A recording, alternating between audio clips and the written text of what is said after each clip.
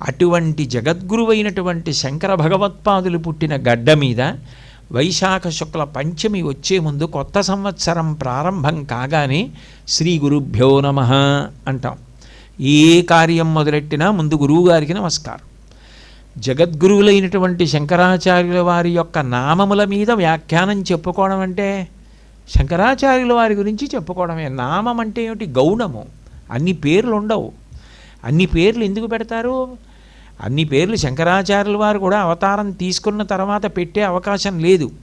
మరి 108 నామములు శంకరాచార్యుల వారికి ఉన్నాయి. దానికి 8 శివనామములు కలిపి 116 నామములతో పూజ చేస్తారు అంటే దాని అర్థం ఆయన గుణములను వర్ణించడం. గుణములు గౌణములైన నామములుగా మారతాయి. అంటే ఒక్కొక్క నామం చెప్పినప్పుడల్లా అందులో శంకరాచార్యుల వారి యొక్క వైభవము కీర్తింపబడుతుంటుంది. ఆయన గుణప్రకాశనం జరుగుతుంది.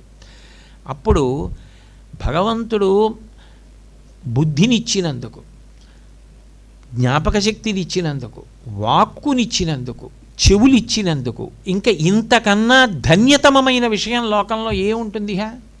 ఇక చెప్పడానికి ఉండదు, వినడానికి ఉండదు.